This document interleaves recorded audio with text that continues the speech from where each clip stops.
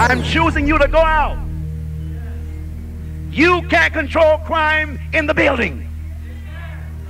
You can't control crime in the building. Now wait a minute. I'll set up different precincts. Precincts in every area of need, and the area more heavily concentrated with crime, that's the area that we more heavily concentrate on. And we set precincts in every area.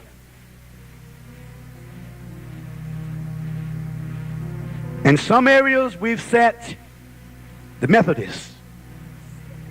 In some areas we've set the Baptists. Some areas Pentecostals. In other areas Presbyterians.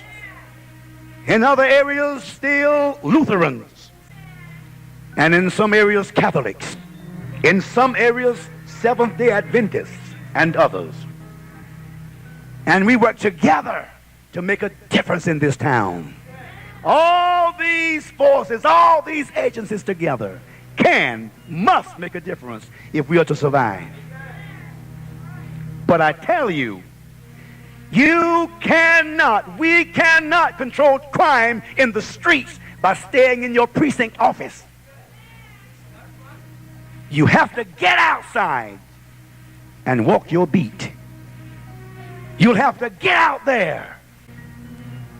We'll have to go wherever people are. You must always be prepared to lay down your life. I don't want to give you some type of a Sunday school easy orientation. Ladies and gentlemen, you are here, and I want you to be prepared to lay down your life, literally. If there's anyone here who is not prepared to lay down his life, get up and go home right now. You can't do the job. If you are not willing, if you are not prepared to give your life, to save your children, to save your community, if we are not prepared to lay our lives on the line, we may as well fold up, because we are not fit to live if we are not prepared to die for that which is right. Be prepared to lay down your life for that good in which you believe. You must always display greater power and authority than the enemy. This is very important. Don't let the enemy act more courageous than you. Don't let the drug dealer act braver than you. Don't let the pusher man act more in control than you. Don't let the criminal act more valiant than you. You have power and authority over his. Use it. Use it. Don't be afraid. Let them know that you're in control. Don't act scared. Don't act withdrawn. Act like you are prepared to lay down your life if necessary. Criminals must not take over our town. Crime must not rule this place. God has called us so that he can rule it. And he rules it through those instruments he has chosen, and he's chosen us. You must take your profession seriously. We must be there, because sooner or later they're going to need us. Right now, some of them don't believe that. They feel that they're going to live forever. They're young, they're healthy, they're strong. But sooner or later, something's going to go wrong, and they're going to call us, and we must be there to answer. Remember how Jesus waited for us? We thought we could do without him. We hadn't counted the cost or taken him seriously. We were depressed. We didn't know which way to go. He had someone there waiting for us, so that when we cried out, we received help, because someone was there on the job. The high crime areas, again, is where I expect you to be more frequently. The high crime area. Now, there are some who are running away from the high crime area. I tell you, ladies and gentlemen, when we dare run away from the high crime area, we are running away from our work. We are running away from our calling. We are running away from our job. We are running away from the very purpose to which we've been called. High crime area is a lot of work to be done. You cannot enforce the law by staying at the police station. Go.